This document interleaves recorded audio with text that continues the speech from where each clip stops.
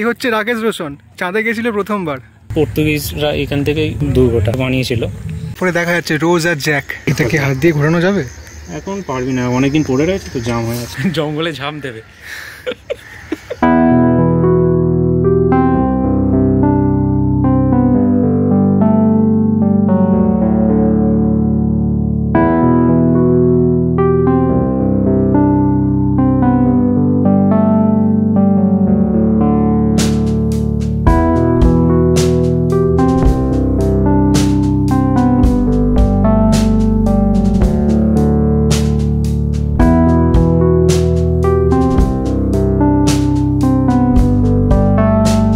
যেখান থেকে green whistle ট্রাভেলের জার্নি শুরু হয়েছিল, সেই ডায়মন্ড হারবারেই এলাম 2 বছর পর। আজকে ডায়মন্ড হারবার এসেছি, সেই 2 বছর আগে ডায়মন্ড হারবার এসেছিলাম, 2 বছর পর আবার ডায়মন্ড হারবার। আর সঙ্গে আছে রাকেশের বাড়ি ডায়মন্ড হারবারে। ডায়মন্ড হারবার, যেখানে শীত গ্রীষ্ম বর্ষা এই নদীর ধারে বসেই মনকে ঠান্ডা করে নেয় 8 থেকে 80 বছরের অনেকেই।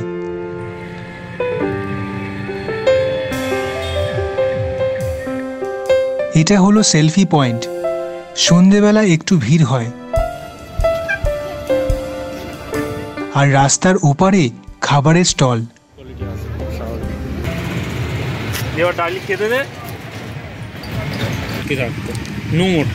মানে অ্যাঙ্কর দিয়ে ওটার সাথে বেঁধে রাখতো। ও আচ্ছা। নদীর ধারে চোখে পড়ল মা মনসা ঠাকুরের মন্দির।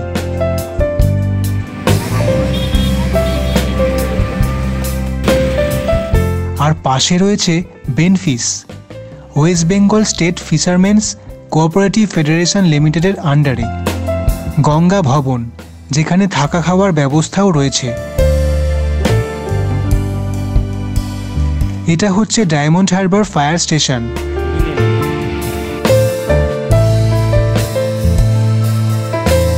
এটা হলো ডায়মন্ড হারবারের বিখ্যাত সাগরিকা টুরিস্ট লজ। 2 বছর আগে এখানে লাঞ্চে এসেছিলাম মা বাবার সাথে, সেই ভিডিও দেখতে পারেন।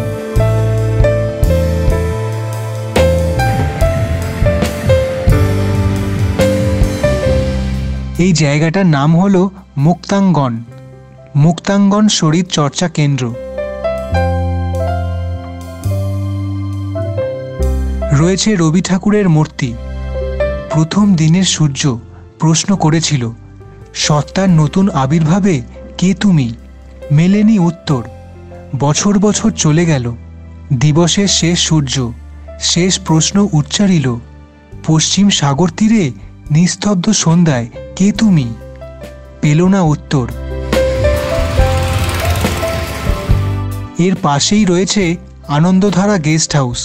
একবার এই হোটেলে 1 রাত ছিলাম, ভালো জায়গা। ডান দিকে পিকনিক স্পট। এটা যাওয়ার রাস্তা। এটা হলো টিকিট কাউন্টার। বাইরে লোকেদের জন্য এন্ট্রি ফি 10 টাকা। ফেয়ার চার্টটা দেখুন, বাইকের পার্কিং 10 টাকা, 4 হুইলার 50 টাকা, বাস 100 টাকা। ডায়মন্ড হারবার পৌরসভা পরিচালিত। মাঠে ঢুকেই ডান দিকে রয়েছে অতিথি ভবন, যেখানে গোটা একটা দিন বুক করে পিকনিক করতে পারেন। তার জন্য যোগাযোগ করতে হবে ডায়মন্ড হারবার মিউনিসিপ্যালিটিতে। তার পাশেই একটা ঘরে ঠাকুর রয়েছে।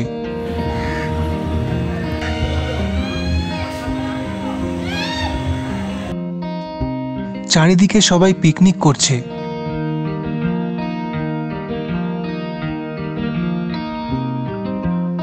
আর ডান দিকে নদী।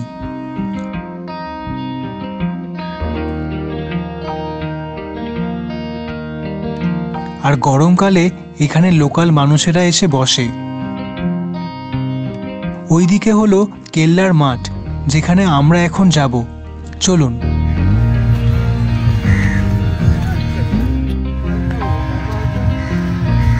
এই জায়গাটা আমার দারুণ লেগেছে, তাই বেশ কিছুক্ষণ ক্যামেরা বন্দি করে নিলাম। বর্ষাকালে এই জায়গাগুলো ডুবে যায়।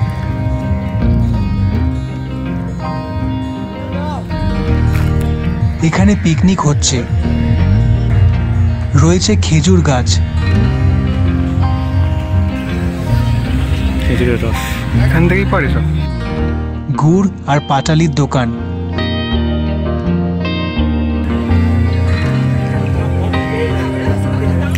এখন রাকেশ আমাদের ধ্বংসস্তূপে নিয়ে যাচ্ছে।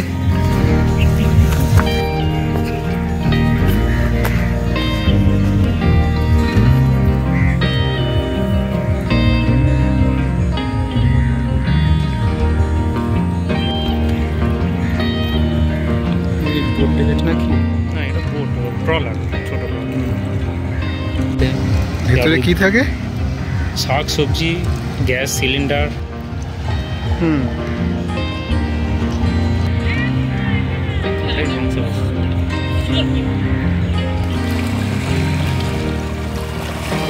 তো জানি ভেতরে সুনামি তো না।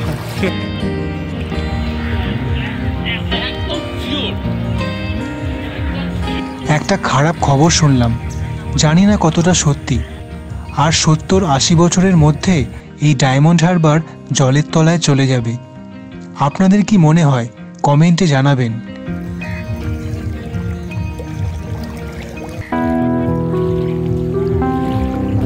এবারে দুর্গের সামনে যাব। এইগুলো কি ঘাট ছিল? মানে ভেঙে ভেঙে এরকম হয়ে গেছে নাকি? পাহাড় ছিল নাকি? রাস্তাটা ডুবে যাবে। এইটাই কেল্লার তো ধ্বংসাবশেষ মেন, এইগুলো এই হচ্ছে মেন কেল্লার ধ্বংসাবশেষ। এইগুলোই পড়ে রয়েছে আর এখন কিছুই নেই। মানে এই দিক থেকে তোর পর্তুগিজরা এখান থেকেই মানে ইয়েটা বানিয়েছিল তো দুর্গটা। রাকেশ, তোমার শহর ডায়মন্ড হারবার, তাকে নিয়ে কিছু বলো। ডায়মন্ড হারবার খুবই সুন্দর শহর, নয় কেল্লাতেই অ্যাকচুয়ালি আছে, কিন্তু কেল্লার অবশিষ্ট কিছু নেই, শুধু ওই ধ্বংসাবশেষ আর ধ্বংসাবশেষ।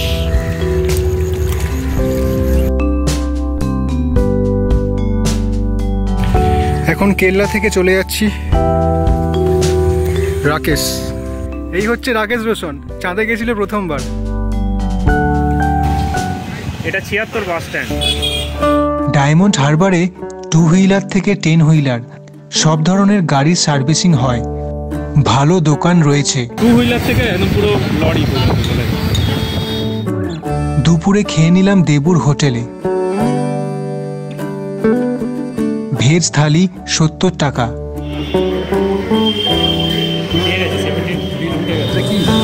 ফুলকপি তরকারি। সাথে নিলাম রুই মাছ 40 টাকা।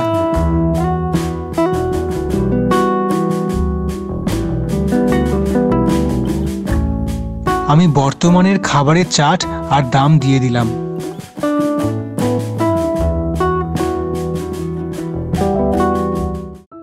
এবারে রাকেশ আমাকে একটা জায়গায় নিয়ে গেল যেটা আগে কখনো যাইনি।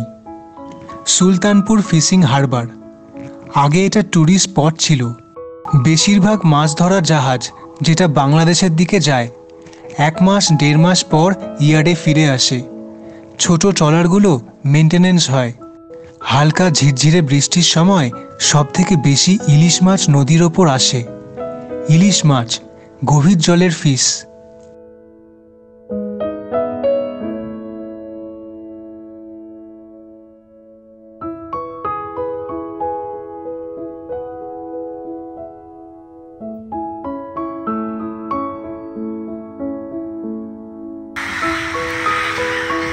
এখন এখানে ইলিশ মাছ নিয়ে রিসার্চ সেন্টার করা হয়েছে এর ভেতরে। এখানে দেখা হয় কত টেম্পারেচারে ইলিশ মাছ রাখলে ফরেন দেশে রপ্তানি করা যাবে কোনো কেমিক্যাল ছাড়াই। মডার্ন জাহাজ বা ট্রলারগুলোর মধ্যে ফ্রিজিং ফেসিলিটি রয়েছে। সেগুলো 2 মাস পর ইয়ার্ডে আসে। ভিতরে লোকেরা 2 মাসের শাকসবজি নিয়ে যায় আর লোকাল মাছ ধরে খায়। ভিতরে এলপিজি সিলিন্ডার এবং ইন্ডাকশানে রান্না করে। ওই যে ট্রলারে এসি লাগানো আছে আর সোলার প্যানেল রয়েছে। সব জাহাজ বঙ্গোপসাগর থেকে মাছ ধরে।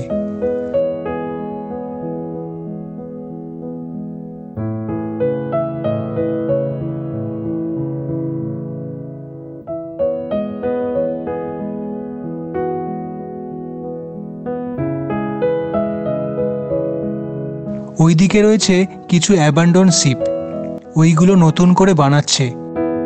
তার মানে নতুন হচ্ছে এটা? মানে রিপেয়ার হচ্ছে আর কি, হয়ে আছে রিপেয়ার হচ্ছে। এটা আলকাতরা মেরেছে, এটা নতুনই আছে, এর উপর রং করবে, ওইটাও নতুন হচ্ছে। আর এগুলো সব এখনো পুরনোই হয়ে আছে। অ্যাবান্ডন। আচ্ছা, জলের নিচে? হ্যাঁ, করে। আর এটা হচ্ছে দিক নির্ণয় হয়, এটা হচ্ছে এইদিকে। এটা কি হাত দিয়ে ঘোরানো যাবে? এখন পারবি না, অনেকদিন পড়ে রয়েছে তো, জাম হয়ে আছে। পরে দেখা যাচ্ছে রোজ আর জ্যাক জঙ্গলে ঝাম দেবে। এর পাশেই একটা জায়গায় লিকার চা খেলাম।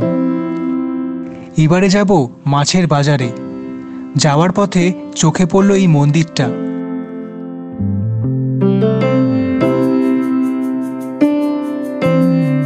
আপনারাই কমেন্ট করে জানান এটা কোন ঠাকুর।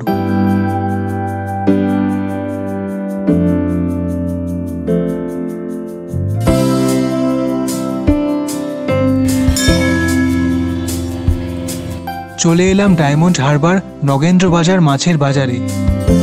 এর ওপর একটা ভিডিও করেছিলাম যখন মা বাবার সাথে পূর্ণলক্ষ্মী হোটেলে এসেছিলাম, তার ভিডিও দেখতে পারেন।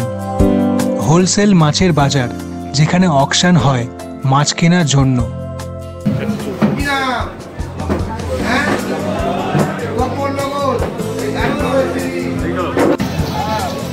নামখানা, বকখালি, কাকদ্বীপ যত মাছ হয় সবাই ভালো দাম পাওয়ার জন্য এখানে নিয়ে আসে, তাতে এখানে মাছ তাড়াতাড়ি সেল হয়। তবে কোনো মাছের কোয়ালিটি খারাপ হলে বিক্রি হতে দেরি হয়। সবই প্রায় নোনা জলের মাছ। মাছের বাজারের ভিতরে দেখতে পেলাম এই মন্দিরটা। রাস্তার ওপারে দেখলাম এই কালী মন্দির। ব্যাস, তারপর নদীর ধার ধরে হেঁটে গিয়ে জেটি ঘাটের সামনে কিছুক্ষণ দাঁড়ালাম। এখন এখান থেকেও গঙ্গাসাগরের ক্রুজ পাওয়া যায়, একবার যাওয়ার ইচ্ছে রইল। শুনেছি ডায়মন্ড হারবার থেকে দীঘা যাওয়ার ক্রুজও চালু হতে পারে। আর সবশেষে ফুচকা খেলাম 10 টাকায় 5টা। আপনারা কমেন্টে জানাবেন কেমন লাগলো এই ভিডিও। ধন্যবাদ, ভালো থাকবেন। শেষ বেলায় 6:27. One, stop it right now.